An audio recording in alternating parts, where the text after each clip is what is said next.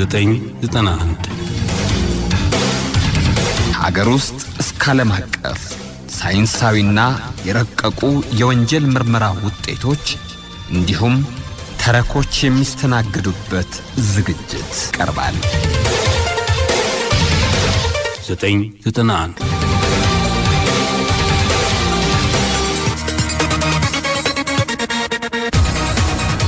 ሰላም አድማጮች እንዴት ሰንብታችኋል? ትኩረቱን በፖሊስ ወንጀል ምርመራ ያደረገው 991 እንሆ ጀምሯል።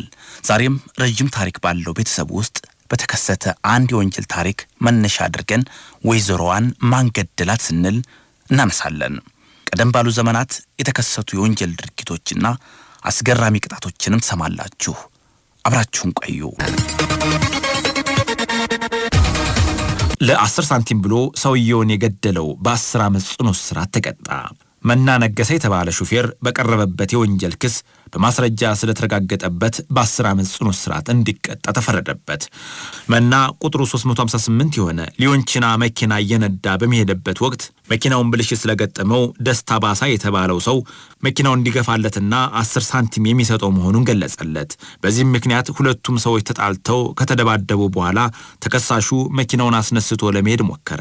በዚህም ጊዜ ሟች ደስታ ባሳ ከመኪናው ፊት ቀድሞ እንደቆመ ተከሳሹ መኪናውን በላዩ ላይ ነርቶበት በጎማው ድጦ ገሎታል። ወንጀሉንም እንደፈጸመ አምልጦ ከተያዘ በኋላ አድራጎቱ በማስረጃ ስለተረጋገጠ በ10 ዓመት ጽኑ እስራት እንዲቀጣ ተበይኖበት ወህኒ ቤት መግባቱን የሸዋ ፖሊስ ማስታወቂያ ክፍል አስረዳ። ይህም ወንጀል የተፈጸመው በአለባ ወረዳ ቁሊቶ ከተባለ ቀበሌ ከቀኑ 12 ሰዓት ላይ ሲሆን በተከሳሹ ላይ የፍርዱን ውሳኔ የበየነው ደግሞ ሐምሌ 12 1960 ዓ.ም ያስቻለው ዝዋይ የሚገኘው የከፍተኛው ፍርድ ቤት መሆኑ ተረጋግጧል ሲል የኢትዮጵያ ድምጽ ጋዜጣ ዘግቧል።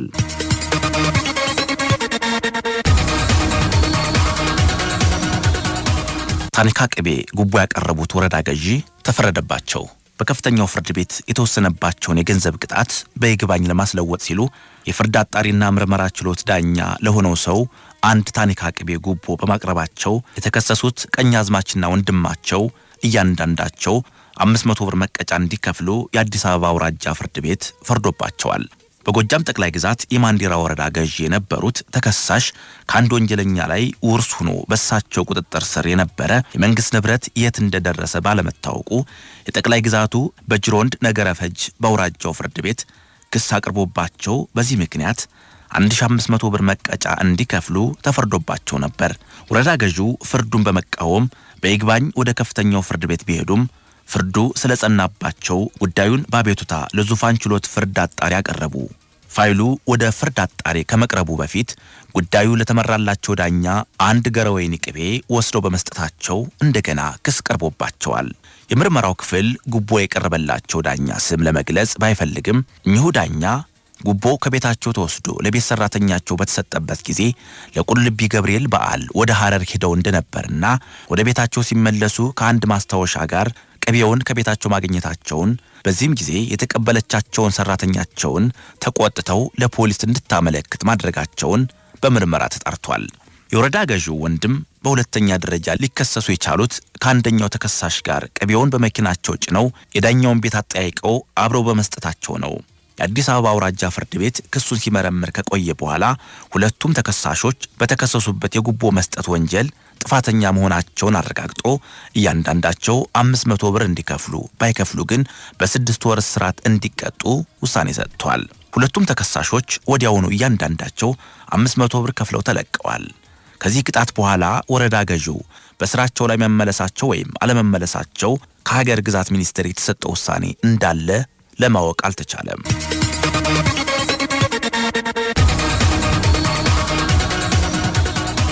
ፖሊስነት ሊቀጠር ጉቦ የሰጠው 100 ብር ተቀጣ። ተከሳሹ ጳጉሜ 3 ቀን 1963 ዓ.ም ከቀኑ በ9 ሰዓት በጌምድርና ሰሜን ጠቅላይ ግዛት ፖሊስ የአስተዳደር ዋና ሹም ከሥራ ገበታቸው ላይ እንዳሉ 20 ብር ጉቦ ሰጥቶ ተይዟል። ተከሳሹ ለነገሩ ማግባቢያ የሚሆን ጽሑፍ አዘጋጅቶ 20 ብር በጽሑፍ ወረቀት ውስጥ በማጣጣፍ የሰጣቸው ሲሆን መኮንኑ ሁኔታውን ከተመለከቱ በኋላ ተከሳሹን ከነኤግዚቢቱ ወዲያውኑ ወደ ጠቅላይ ግዛቱ ፖሊስ ወንጀል ምርመራ ክፍል ልከውታል። ምርመራው ከተጣራ በኋላ ተከሳሹ ጎንደር አውራጃ ፍርድ ቤት ቀርቦ መስከረም 19 ቀን 1964 ዓመተ ምህረት በዋለው ችሎት ተከሳሹ በፈጸመው ጥፋት 100 ብር መቀጫ እንዲከፍል ባይችል በ4 ወር እስራት እንዲቀጣ እንዲሁም የመደለያው ገንዘብ በውርስ ለመንግስት ገቢ እንዲሆን ተፈርዶበታል።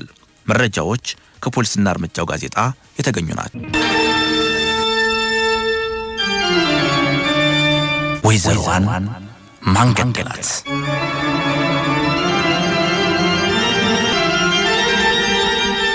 ገደብ ወረዳ ውስጥ ነው። ፖሊሶች የዘወትር ስራቸውን ለመከወን በስራ ገበታቸው ተሰይመዋል። ተጎዳሁ፣ ተበደልኩ ያለ አቤቱታውን ያቀርባል። ጥፋት ሰርቷል፣ ሊመከር፣ ሊገሰጽ፣ ሊቀጣ ይገባዋል ያለውን ለፖሊስ ጥቆማ ይሰጣል። ፖሊስ በዕለቱ ከደረሱት ጥቆማዎች ሁሉ አንደኛው ትኩረቱን የሳበው ይመስላል። ጥቆማውን ከሰሙ በኋላ ፖሊሶች ሰብሰብ ብለው ስለ ጉዳዩ ተነጋገሩ። ወደ ተባለው ቦታ የፖሊስ አካል ሄዶ ማጣራት እንዳለበት ታምኖበታል። እናም ፖሊስ ወደ ስፍራው ተላከ። ፖሊስ ከቦታው ደርሶ ሁኔታውን ተመለከተ። ጥቆማው ትክክል ነበር። ግን ይሄ ነገር ለአካባቢው ማህበረሰብ ያልተለመደና እንግዳ ክስተት ነበር። እንደዚህ አይነት አጋጣሚ ተፈጥሮ አይታወቅም። ጉዳዩ ብዙዎችን አስደንግጧል። ፖሊሶቹ አካባቢውን ቃኙ፣ ዙሪያ ገባውን ተመለከቱ። ከአካባቢው ሰው ጋርም ተመካክረው የተጠቆሙት ቦታ ላይ እንዲቆፈር ወሰኑ። ከማሳው ውስጥ ነው፣ ያውም ለዘር ለስልሶ የተዘጋጀ ማሳ ውስጥ። ቁፋሮ ተጀመረ። ዙሪያውን ከቦ የሚመለከተው ሰው ነገሩን ለማወቅ ይጓጓ ይመስላል። ሰው ሁሉ የልብ ምቱ ጨምሯል። የሆነ በማዳበሪያ የተቋጠረ ነገር ይታያል። ይሄውና አለ አንደኛው ከቆፋሪዎች መካከል ቀድሞ የተመለከተው። እስኪት አለ ወደዚህ በለው አለ አንደኛው ረዘም ያለው። ፖሊሶችንም ማህበረሰቡንም እንዲያስተባብር ኃላፊነት የተሰጠው ፖሊስ በማዳበሪያ የተሸፈነውን ነገር ተጋግዘው ከተቀበረበት ጉድጓድ አወጡት።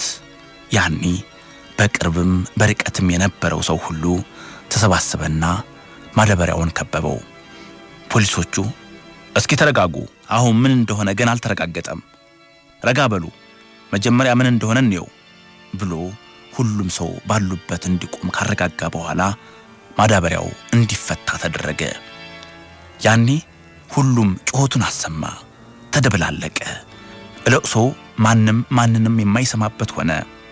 ለመሆኑ ይህ በማዳበሪያ ተጠቅልሎ ጉድጓድ ውስጥ ተቀብሮ የተገኘው ነገር ምንድን ነው? ማን ነው ከዚህ የቀበረው?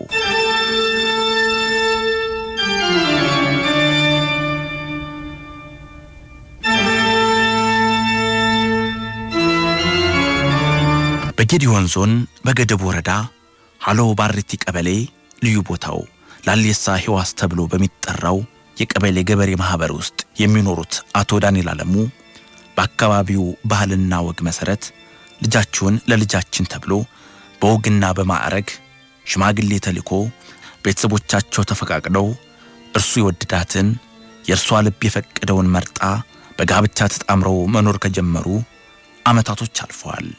ብዙ ወራቶችም ነጉደዋል።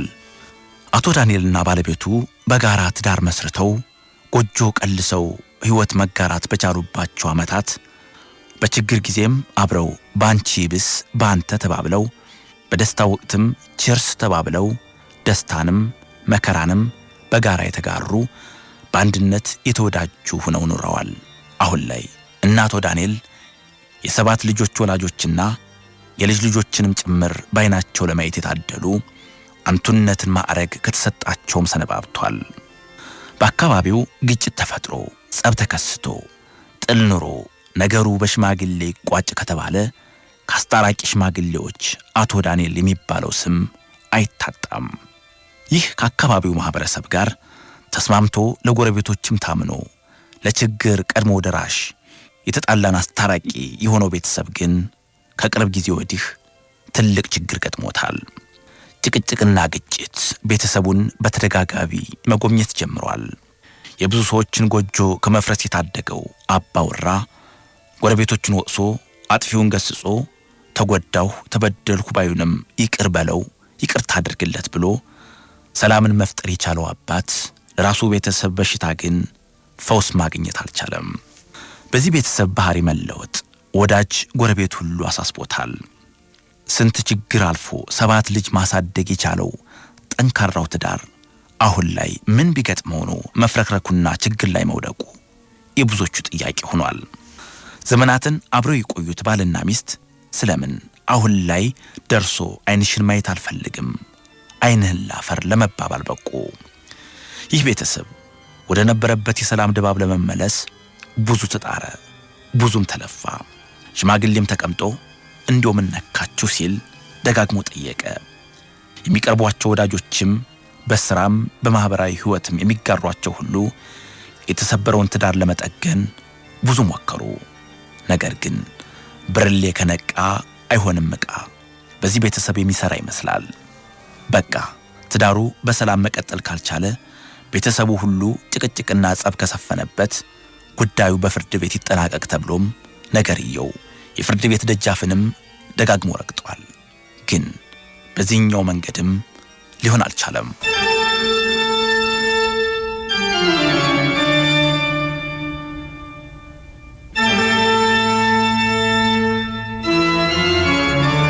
ግንቦት 15 2015 ዓመተ ምህረት ፖሊስ ጥቆማ ደርሶት ከተባለው ቦታ ደርሶ ከማሳው መሃል ላይ ተቆፍሮ የተቀበረ ነገር አለ ተብሎ የተጠረጠረው ቦታ ላይ ተቆፍሮ ታየ።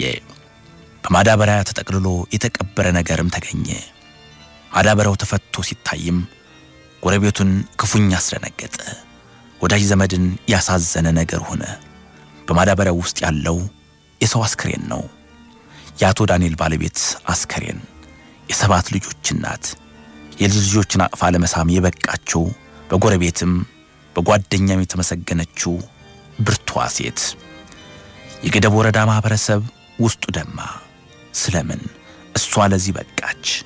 ያውም እንዲህ አሰቃቂ በሆነ ሞት። ሁሉም በየቦታው የነበረው ሰው ሁሉ ራሱን ሊጠይቀው የሚችል ግን መልስ የሌለው ጥያቄ ሆነ። ግን እችን የ7 ልጆች እናት ወይዘሮ ማን ገደላት? ገድሎስ ማሳ ውስጥ ማን ወስዶ ቀበራት?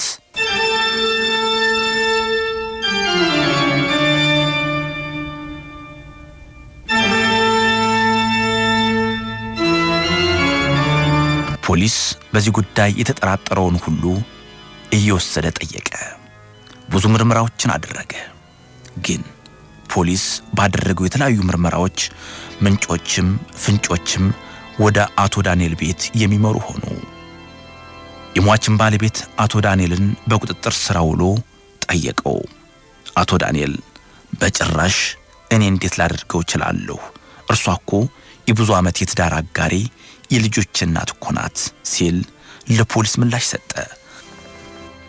እርሱ ይህንን ይበል እንጂ ፖሊስ ግን የተለያዩ ማስረጃዎችን በአቶ ዳንኤል ላይ ያቀረበበት። መርማሪው ፍርጥም ብሎ ለመሆኑ ጭቅጭቅና ንትርክ ከጀመራችሁ ምን ያህል ጊዜ ሆናችሁ ሲል ጠየቀው። አቶ ዳንኤል ይመልሳል፣ በእርግጥ የቤታችን ሰላም ከጠፋ ሰነባብቷል። መጨቃጨቅና መነጋገር ካበዛን ብዙ ጊዜ ሆኖናል። ታዲያ ለምን አትስማሙም? መርማሪው ፖሊስ አስከተለ። ሞክረን ነበር ግን አልሆነም። የተስማማን መስሎን ከ2 እና ከ3 ቀን በኋላ መጨቃጨቁ አይቀርም። እሷም ዝም ብላ በሆነ ባልሆነው ትናገረኛለች፣ ትጨቃጨቀኛለች።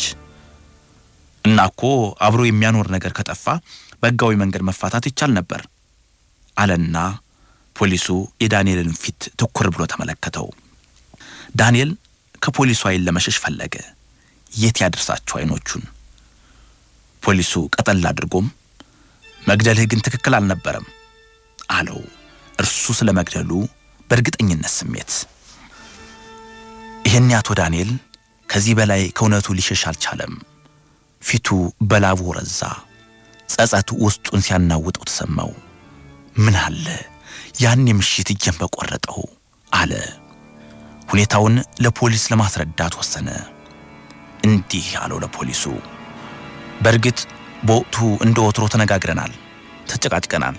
በመጨረሻም ሁላችንም ተኛን። እኔም ለብቻዬ ተኛሁ።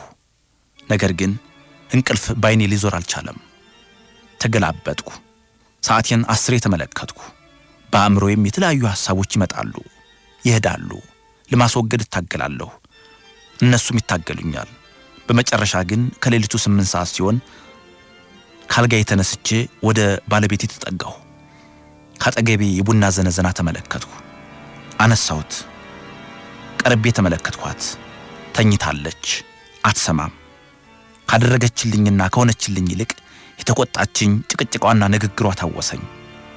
በዘነዘናው ደጋግሜ መተዋት። እርሷም በዚያው ጸጥ አለች ሲል ለፖሊሱ ቃሉን ሰጠ። ከዚያስ መሞቷን ካረጋገጥ በኋላ ምን አደረክ? እስኪ ሁኔታውን አስረዳኝ ፖሊሱ ጠየቀው። ከዚያም ለወንጀሉ ተጠያቂ የማልሆንበትን ዘዴ ማሰብ ጀመርሁ። አንድ ሐሳብ መጣልኝ። አስከሬኗን በማዳበሪያ ከተትኩና ሌሊት ማንም ሳይኝ ወደ ማሳው ወስጄ ቆፍሬ ቀበርኳት አለው። አሁን ፖሊሱ የሚፈልገውን ማስረጃ አግኝቷልና መዝገቡን አደራጅቶ ክስ ይመሰረትበት ዘንድ ለአቃቤ ሕግ ሰጠ። አቃቤ ሕግ የፖሊስን የምርመራ መዝገብ ተመልክቶ ክስ መሰረተበት። ጉዳዩን ሲከታተል የቆየው የጌዲዮን ዞን ከፍተኛው ፍርድ ቤት ጥፋተኝነቱን አረጋግጫለሁ በማለት የዘመናት የትዳር አጋሩንና የ7 ልጆችን እናት በጭካኔ የገደለውን አባወራ በዕድሜ ልክ ጽኑ እስራት ይቀጣ ሲል ወስኖ መዝገቡን ዘጋ። 991 ሀገር ውስጥ እስከ ዓለም አቀፍ ሳይንሳዊና የረቀቁ የወንጀል ምርመራ ውጤቶች እንዲሁም ተረኮች የሚስተናገዱበት ዝግጅት ቀርባል። 991